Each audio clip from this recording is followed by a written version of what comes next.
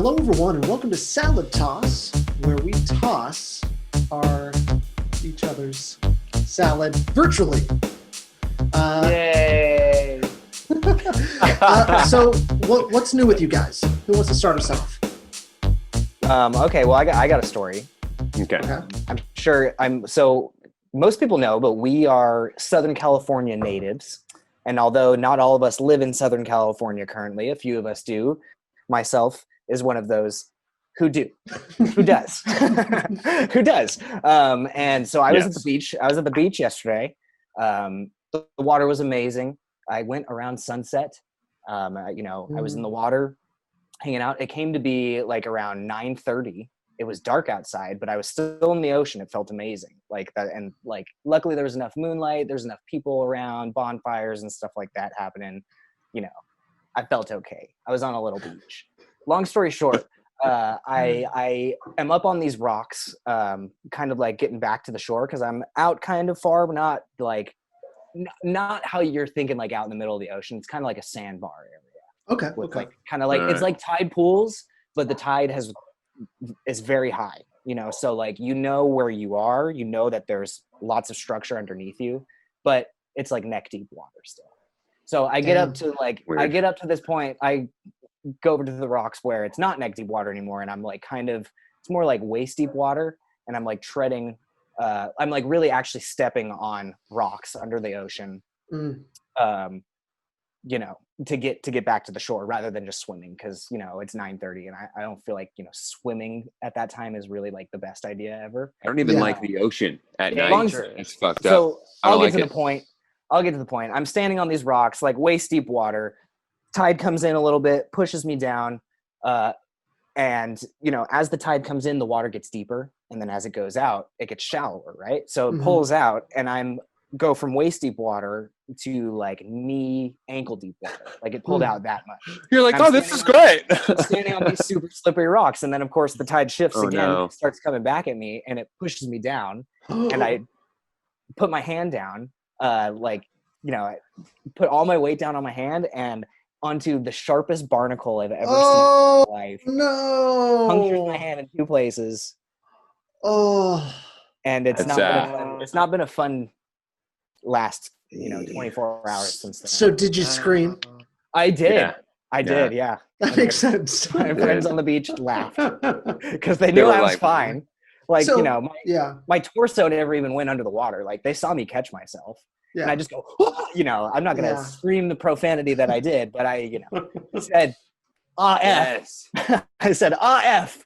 And I just hear them go, Did they know right out the gates what it was? They knew that I got knocked down. They didn't know that I had put my hand on a sharp ass barnacle.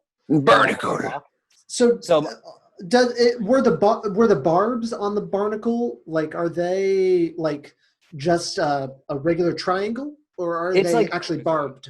How does a barnacle look? If you can a barnacle is kind of like it's kind of like, it's like a dome shape. If you imagine like a snail shell kind of material, but way thicker, more of like a clam shell dome shape. It just grows off the rock, but then there's like an indentation, like a volcano.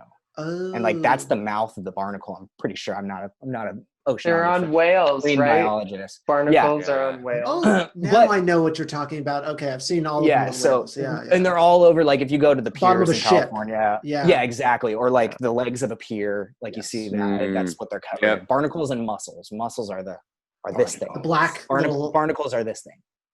Yeah, exactly. Yeah. And so they kind of have, because they're like a shell material, like a clam shell, mussel shell, like a lot of times they get broken by animals, like, crabs will break into them and stuff like this. And so this one that I particularly fell on was like this protruding out like from the rock this much, but it was basically like only maybe like 2/3 of it left. Like there was a whole third of it that had been broken off. And so it was like a razor sharp, and that's where the two puncture wounds came from. I survived. I lived to tell the tale. You should get a shirt. That reminds me of when actually I'm about to switch it up a little bit. So Zach, if you have something. I was gonna say you could have, I think in that moment, instead of screaming profanity, you really could have looked up and been like, barnacles, seeing scream barnacles, oh, barnacles, and people would be like, oh my gosh, that is a completely acceptable. Yeah, no. What is something bad has happened, but not only are you explaining something bad, but what happened as well. That's exactly how SpongeBob swears. I know. That's what I'm saying. If you've ever heard him swear in an episode, or it's a dolphin noise. Yeah. Oh, yeah. Could you imagine if that was the sound you made when you got hurt instead? Yeah. Wow. That would be awesome if every time we cursed on one of our episodes, I replaced it with a dolphin noise. I mean, it wouldn't be awesome for me when I'm doing it, but after the fact, watching the episode, it would be awesome. You know, that might be something, because something interesting is that when you post a video to YouTube, you now have to say whether it is intended for children or not. And that could be a way to get our things intended for children, is to get rid of the profanity with dolphin noises. We could have clean versions. And then we'd also need to hide all the smoking. Somehow. Oh, that would be a problem. Yeah, clean versions of Salad Brain. That would be. It would. I think it'd be even funnier than dolphin noises. I think would be just overdubbed words like they do on like FX and stuff like that when you watch a movie on regular TV. What if we took one of our old episodes, Mother Trucker, and we mad-libbed it? You know, we went in and wrote different words and re-recorded like different dialogue. That would be funny. That would be cool. I'm in. Yeah, I'm in. What I was going to say, connected to the hand injury, but also back at the beach, I believe all of us went to Hawaii for band in high school. Yes. There was a beach. It might have been Waikiki Beach. Was it? I think it where was. we went to, and it was just tons of sea urchins. Yeah. All over. Definitely. Yeah. But it was pretty far out. They didn't start until pretty far out. That's so, true. Like, but it really cared that much. Exactly. But it was, you could walk out the whole way. It was my so gosh. shallow. A football field's length of knee-high water. Yeah. Totally clear. It was. Yeah. I'm trying to remember, Party Bear, I felt like you got hurt on them. Someone got hurt. No. Someone fell on them. Was it you? No, that was our buddy Ryan who fell on them. Yes. I'm pretty sure, right? Yes, the trumpet. Yes, the trumpet player. Yes. Yes. And he was. And then one of the color guard girls that I was. There's a few incidents. Yeah, there was a couple incidents where people got hurt by. Do you want to finish that? Did you want to finish that thought? No, nope. That's what I thought. No, I did. It was just ending with sea urchins, dude. It was sea urchins. Okay. Sea urchins. Any other crazy ocean stories? Who's got the craziest ocean story? Oh man, I lost my trunks in the ocean one time, which is pretty ironic because those trunks I lost were like a highlighter yellow. And I really couldn't find them in the water. So wait, I think you wanted to lose them. No, I don't think you wanted to retrieve them. Why were they? How did they come off? I think they were a little big, and I got tumbled in the water, and I think that's how they slipped off. This was in private school. This was a summer. I'm pretty sure this was around third grade. And you were pretty big at that point, weren't you? Is that when you started getting? Because just to be fair, I think we should be honest about Dax. Growing up, he was a bit larger. I was a larger kid for sure, 100%. Yeah. Did you start large and stayed large in the high school, or did you start a little thin and then you got expanded and then went back? Oh, okay. No, I would say like 7th grade, I started getting like just a little huskier, and then it escalated. Until we got more into band, and then that was like an active outlet that I was able to take that my body maybe used, and I don't know. Ever since then, and I guess for the record, we were just like very active children growing up. Obviously, you guys know that. So I think we should tell the audience, like when we were in high school band, because we were all in high school band together. It was a very, very competitive high school band. Like this wasn't like your average like movies like that you see in the movies playing at football games like in the stands kind of band. Like we did that kind of stuff, but like we also did like really serious competition stuff as well. So people got to know. Yeah, we did field shows, which is when you're literally marching on a football field and doing different designs and playing music, and it's got different acts, and you have to memorize your points on the field. Yeah. It was pretty crazy. And Party Bear, Dak, and I were in drumline. Party Bear and I did do pit. I believe, Party Bear, you did do pit your first year? I did, yeah. Yeah. Pit orchestra, and, yeah. Yeah, and as did I. And then haybale was, I think they called them king of the band. The King drum band. major. The band king. Band king. Yeah, that was me. But you What's also played an instrument, right? Yeah, saxophone. I played the alto saxophone. Can you still play the alto saxophone? The sexy sax man. Probably really bad. It would probably sound like a fifth grader. But I think I might remember a scale. Okay. There you go. And I think I might be able to read music still if someone put it in front of me, but that's it. Sounds like the making of a Sodally Tober right now. Sodally Tober alto saxophone. Yep. Yes, sir. Do you still have your alto sax? I do. Oh, done, easy. Done. Yeah. Love that. Love that. Okay. Look for that next year when we have a content opening. Yeah. Did you ever get into any other woodwinds? Hey, Bill? Did you play flute? I could play the flute. Okay. I could dabble on the flute. I think I could also do a scale on the flute. He's looking around for his flute right now. He's like, where did I put that thing? I can see the flute right now. Honestly, I think I could see my saxophone too, but I don't think I have a read for my saxophone. That's kind of important. Yeah. I've heard. Relatively speaking. Do you think you could play recorder? You know what I mean? One of those like I think plastic I could flutes. learn recorder like real fast. I think any of us can play recorder. We should have a quartet. I bet anyone watching this can play recorder. I'm not very good with like scales or anything like that. So does that mean I'd be bad at playing recorder? You don't have to actually change for recorder. You don't actually change the pitch that your mouth. Like you don't change your mouth at all. It's just finger. Okay, that's real. So if you can memorize where your fingers go and when to lift them, then you can play anything. It's true. Yeah. I would like to learn how to play the pan flute. Oh, yeah. Oh, yes. Absolutely. Man, how do we... Yeah. We got to get you as a little satyr, I think they're called. Yeah. With the human top half, goat bottom half. No, you're thinking of a fawn, right? A fawn. So what's a satyr? Wait, okay. We're looking it up. We're looking it up. Guys, we have the power to Google search anything. No, we're salad searching. Salad searching. I'm sorry. My mistake. Yeah, because I'm imagining like haybale as Mr. Tomness. Okay, so Mr. Tomness is a satyr. I just looked it up. Okay. What was the one you said? A fawn. A fawn is a doe. I mean, that's a baby. Female. That's a baby, but in mythology, yeah, it is. Oh, both are the same. They're the same thing. They're the same thing. Yeah. It looks like a fawn. They actually have Mr. Tomlinson as a photo. Yeah. So I think he's technically a fawn. Oh, it's spelled F-A-U-N. Yes. For this mythical. For a baby goat. Yes. Oh my God. A baby deer is F-A-W-N. James McAvoy played Mr. Tomlinson. Who is that?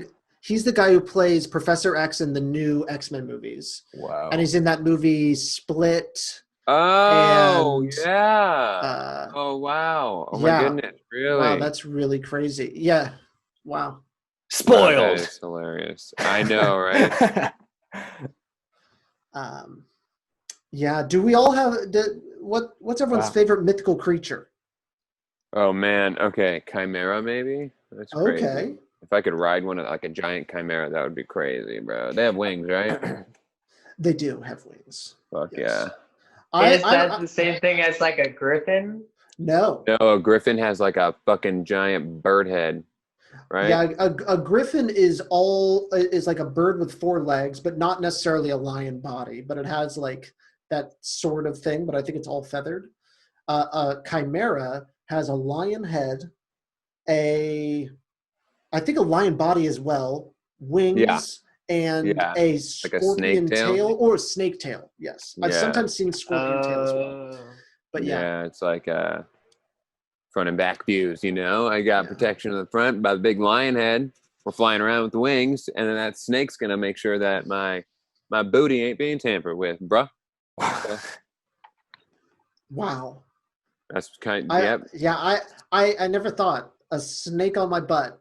Have you guys ever seen that prank where people attach like a snake on a string? Like there's like a rubber snake, and they've got a string that you can't see, and a little hook. So that they run away. Yep, and they attach it to the back of their pants, and then they make a sound, and the person's running, looking back, and the snake is following them. Oh no! It's my ultimate fear.